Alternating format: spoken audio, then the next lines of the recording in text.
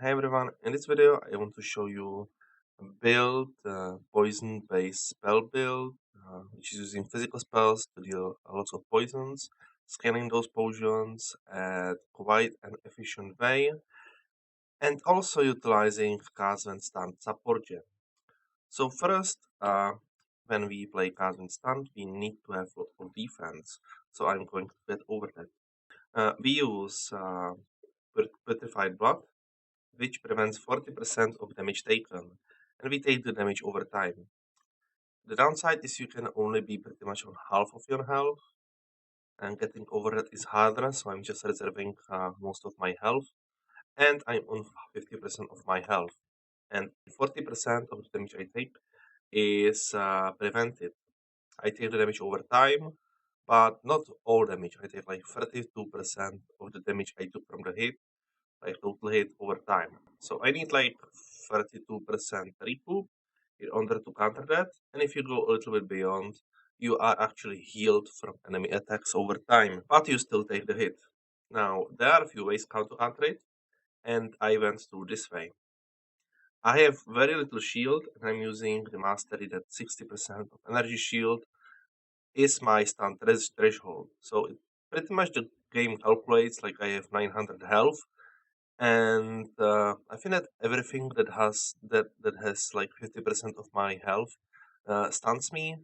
So yeah, I'm getting stunned by most of things, and usually there is 50% chance to avoid being stunned. However, if you use Eldritch Battery, the stun chance avoidance doesn't happen. So I'm really getting stunned by pretty much everything. So now I need to only like deal with the 60% of damage that I take. There are a few ways how to counter it. There is, for example, block, suppression. I have a little bit of suppression, which is, as we can see, 59%. But the easiest way how to deal with it is to use this new jewel. Uh, 55% of damage taken from stunning hits is recovered as life. And because pretty much everything that we take, at least everything meaningful that we take, stuns us, we take only 5% of damage taken from hits because 40% is prevented, meaning that we take 60% of damage to our health, and 55% is immediately recovered.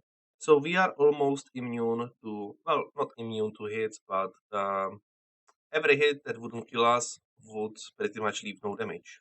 And we can scale it even further, and it's not that hard. Just take this thing from the skill tree. It will be a little bit harder to stun us, but since we only have like 900 effective health pool, it will be like 1200, which is still like pretty much everything will stun us. Not exactly everything, but most of things will stun us. And 10% of the damage taken will be also recovered as life.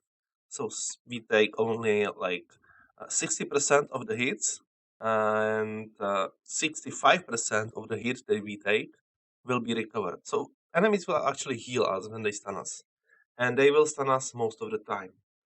There is still some testing to be needed to be done, but every like medium hit to big hit is going to be pretty much ignored. There is still a possibility that enemy will just one-shot us if he has more than our life pool. We don't use energy shield in order to protect our health. There are two reasons. First of all, if we use energy shield to protect our health, there will be the stun avoidance. Another reason is because we would have mana issues. Gas when stunned is using a lot of mana, and yeah, I think just that we would have mana issues. There is also another problem. Imagine that you are in the middle of the group of enemies and they hit you all the time, and they deal pretty much no damage to your health because it's always recovered. But they deal damage to your shield, and that is recovering much slower.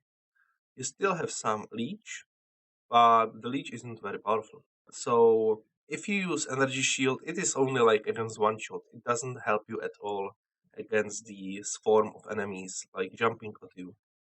So I found that it will be much easier just to use it as mana pool in this build. Now, when it comes to the scaling of the physical spell, which is like doing poison, we need to go for physical damage, chaos damage, cast speed, And also we are going for crit, which is another layer of damage. We are doing some poison nodes, and we are utilizing assassin a lot. A lot of people think the assassin is a weak class because it's kind of weird, and it kind of pushes you into the crit scaling of poisons, which doesn't make a lot of sense. But as you can see in this case, the ascendancy does give us a huge amount of damage. These 2 points give like how much damage? 62% damage more damage. These 2 points give 24% more damage. These 2 points give how much is it? 73% more damage? Or yeah, including the cooling, it's 73% more damage. And these 2 points give like 25% more damage. And also, we are utilizing Perfect Agony, which is also the thing that kind of works with it. So, Assassin gives us a lot of free crit. We get a lot of poison duration for each poison. We have some life recovery if we kill enemy. We have stronger poisons, and we have a lot of crit chance, additional crit chance, like +2. Against enemies on full life and especially on low life, we get a lot of more DPS. And because our crit chance isn't that high, having more crit chance against enemies on low life gives us a lot of damage. And also, if you are against like one boss, you have the more damage boost. And if you are doing league where is a lot of rare monsters, you have damage reduction. So that's also pretty good. I thought that it's quite weak, but I actually think that it's pretty powerful right now. This crits with synergizes well with Perfect Agony. It just gives you like a lot of more damage. So you also go for some more generic damage, also some poison nodes, and also curses are very powerful. There is a unique ring that allows you to apply more curses, and that is going to be probably best in slot. However, I'm not sure if it will be easy to get. So I'm just getting for like his the 4 points, the additional curse, and yeah, I'm utilizing 2 curses at this moment. You can utilize Hexmaster, which is going to give you permanent uptime of your curses or bosses, but as you can see, you lose like 30%, almost 30% of your damage. So if you can like live without it, it will be better. But if you cannot, it is quite okay. Pain Attunement doesn't actually work on poisons, which is most of our damage, so it doesn't make sense to use it. We also need to sustain fast charges, at least it seems that we need it, because it was hard to cap our resistances. So we use Traitor in combination with Bismuth Flask, which gives us a lot of resistances. We just grab some additional defenses, 2 jewels, where we can get anything we want. We get some leech to our energy shield, meaning that we won't really have enough issues with casting spells. And some herald things, because we are utilizing 2 heralds, so it actually gives us a lot of damage. More power charges is actually also quite useful. Some minimum charges here with some charge duration, that's also pretty good, and some charge generation.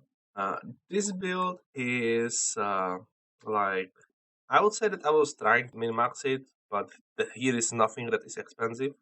So we have Petrified Blood for the defense, Herald of Agony for the damage, Arctic Armor is especially useful when we are stunned. We stand on the ground and we take just less damage from physical and fire, and we are also immune to freeze and chill all enemies that hit us, just giving us a lot of survivability while we are stunned. Herald of Purity, Temporal Rift is just here to utilize some of the unreserved mana. Then we have here Despair and Tap Gems, which would need to be triggered somehow. I gave it to cast when stunned, but I'm not sure how reliable it will be on bosses. Maybe in order to use it on bosses, I would have to use Headmaster, and then it will be kind of reliable.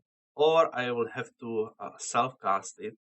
As you can see, the amount of damage it gives me this despair is 50% more damage, temporal chains 100% more damage. So yeah, definitely use at least temporal chains, but if you use despair, you have even more damage. So curses are very important.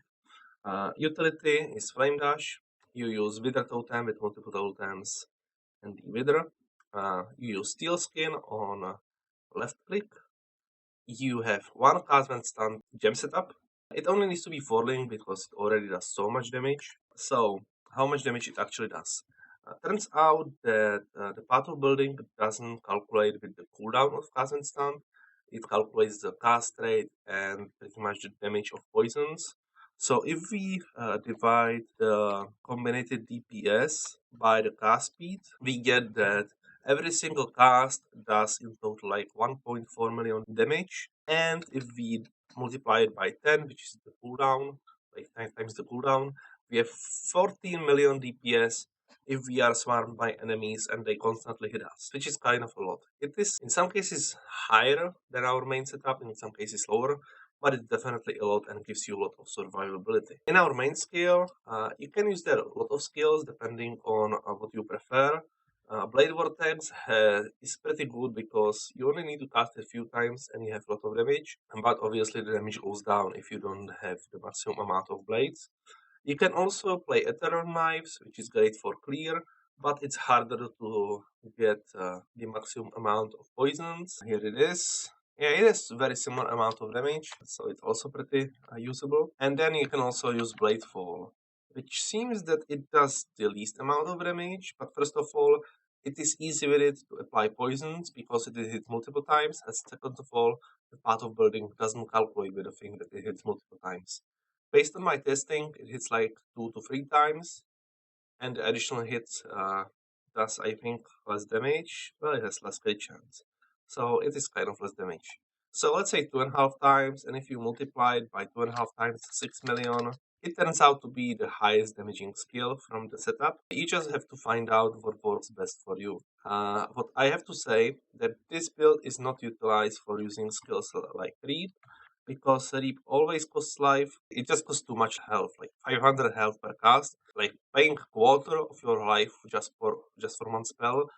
That is at very least reducing your survivability. So I would go against that. When it comes to the calculations, I have here the total thing. So let's look at our maximum damage. This is Blade. I think that this is my maximum damage actually. If enemy is on low life, if he is not, then you can see that's between 4 million to 7 million. So let's say 5.5 million. I get adrenaline when I am stunned, so without it, I will not have the amount of damage. So let's say that enemy is at full life and I don't have adrenaline yet. I will probably find a way how to get power charges either from killing enemies or even use power charge on crate with the Casman stun setup. Maybe I will have to do that. But with 20-second duration of power charges, I don't think that it's going to be a problem to get more power charges. Let's say that we don't have 15 Wither stack, so we have nothing. You should definitely against bosses use it, but let's say that you have nothing. You deal way less damage. Let's actually show Eternal Knives. And let's say that you don't have as much poisons, you have nothing, and there is like multiple of enemies. Your damage goes to 1.5 million DPS, which is still a lot, but this DPS is based on poison, which has poison duration 6.36 seconds. So it will take like 6 seconds to get to the maximum DPS. And then we also have here the curses. So if you don't curse enemies, you deal less damage. So it seems that we have only such Blade Vortex. It seems that we have only like 400,000 DPS, which seems to be kind of weak for mapping. So if I say for mapping, I have to take in no boss. So 500,000 DPS, it's not that much, but we will probably apply at least few poisons. So let me put here this thing. 700,000 DPS. It seems that the mapping might be weaker, but the single target DPS can go high quite a lot. So I'm not sure right now how will this build work. Can easily get over like 15 million DPS, definitely like over 10. But the mapping experience, I'm still not sure about it. Pretty interesting build, utilizes Casvan stun, and this is probably the first one that might be competitive that I have seen. I've seen like two Casvan stun builds and they were horrible. And this is the first one that seems to have potential. It uses Casman stun just to be like immune to damages from like normal enemies and destroying them at the same time, and also have single target skill when I need it. So it seems very interesting, and I'm excited to try it. The downsides are you are very dependent on the situational buff, especially the curses. Without the curses, you deal way less damage. Like 500,000 DPS, even on mapping, is quite low, but 1.5 million DPS, that seems respectable enough. So, if I just find a way how to apply curses easily, it might be enough. Maybe just go to enemies and get hit, cast the curses, I'm not sure. And with the stacks also that do a lot. The amount of poisons of enemies that does a lot.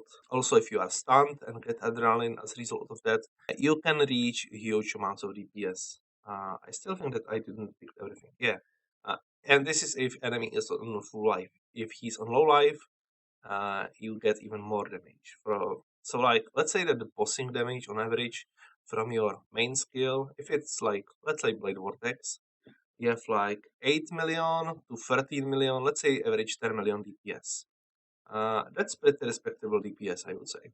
But I'm not sure if it is like smooth enough because lots of the damage is dependent on the curses. So I have to test it out. But so far it seems pretty interesting. So thanks for watching. See you next time.